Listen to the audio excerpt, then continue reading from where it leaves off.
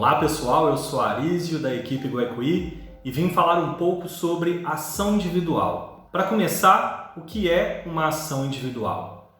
A ação judicial individual é um dos caminhos possíveis para se obter reparação quando seus direitos individuais são violados. Por exemplo, se você é uma pessoa atingida pelo rompimento da barragem da Vale, você tem o direito de entrar com uma ação para receber sua indenização individual. Neste vídeo, eu vou te mostrar um pouco mais sobre alguns riscos e consequências desse processo. Então, primeiro vou comentar sobre os riscos de se entrar com uma ação individual na justiça. Bom, em primeiro lugar, é importante lembrar que entrar com uma ação não significa que você vai ganhar. Então, você deve sempre considerar antes que, se não obtiver o direito à justiça gratuita e perder, você pode ser obrigado pelo juiz a pagar as custas e despesas processuais e os honorários de sucumbência.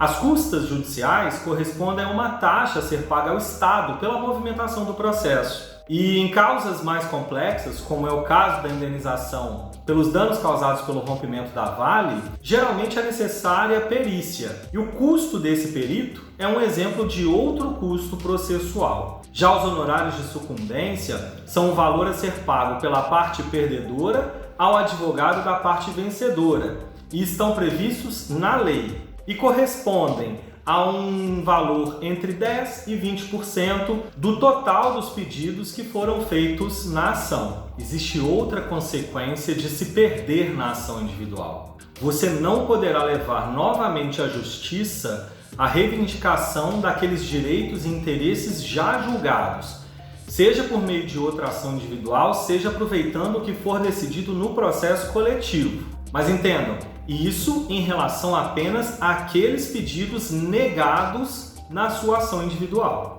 E você já deve ter ouvido falar que processo individual é mais rápido.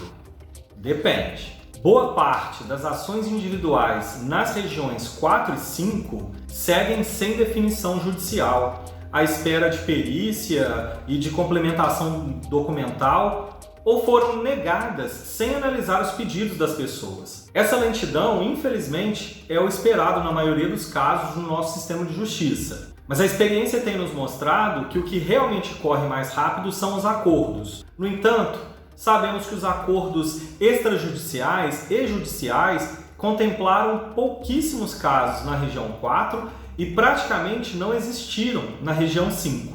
Bom, agora que eu já expliquei os riscos e as consequências de se entrar com uma ação judicial, eu vou explicar quais passos você deve seguir se optar por esse caminho. Primeiro, você pode contratar uma advogada ou um advogado que seja da sua confiança, ou pode buscar a Defensoria Pública de Minas Gerais para ver a possibilidade de ela entrar com sua ação indenizatória individual de forma gratuita. O advogado contratado tem o dever de explicar para você sobre os riscos, as consequências e a viabilidade de se entrar com uma ação. É importante também que o profissional deixe claro qual será a remuneração pelos serviços prestados, os honorários advocatícios contratuais. E o advogado deve informar também sobre como se dará a sua participação no andamento do processo. Se você terá de estar presente em audiência ou se terá de ajudar na busca por provas, por exemplo, documentos e testemunhas. Depois disso, será necessária a assinatura de alguns documentos, como o contrato de prestação de serviço, a procuração e a declaração de hipossuficiência, a chamada declaração de pobreza, que é utilizada para pedir que você não precise pagar as custas processuais e os honorários de sucumbência. E atenção a 2 pontos. O primeiro, é fundamental que você fique sempre com uma via do contrato de prestação de serviços, onde consta o valor a ser pago pela atuação do advogado, isto é, os honorários advocatícios contratuais. O segundo ponto de atenção é sobre a declaração de hipossuficiência. Se você não puder pagar as custas do processo, o advogado deve pedir que o juiz conceda o direito à justiça gratuita. Para esse pedido, você precisará assinar esse documento. Mas é bom lembrar que no caso de o juiz não conceder o direito à justiça gratuita, você terá de pagar a taxa do Estado e os honorários de sucumbência. E outro ponto importante que você deve saber: para que a regra, no caso a Vale, seja condenada, você deve apontar o dano que sofreu e ainda comprovar a relação desse dano e o rompimento da barragem. É o que chamam no direito de nexo causal. Por isso, se não houver comprovação do que você alega no processo, você pode receber uma resposta negativa do juiz ao pedido feito na ação. É que nos termos da lei, o ônus da prova, em regra, cabe a quem alega. Calma que eu vou explicar. Ao entrar com uma ação, você se torna responsável por apresentar provas capazes de convencer o juiz sobre as afirmações feitas na sua ação. Por isso é que, junto com seu advogado, você deve organizar os documentos essenciais para propor a ação. E o advogado pode também solicitar a realização de perícia, quando tratar de danos mais complexos e que exigem comprovação especializada. É claro que é possível que o advogado peça ao juiz para inverter o ônus da prova, ou seja, para que a Vale passe a ser a responsável no processo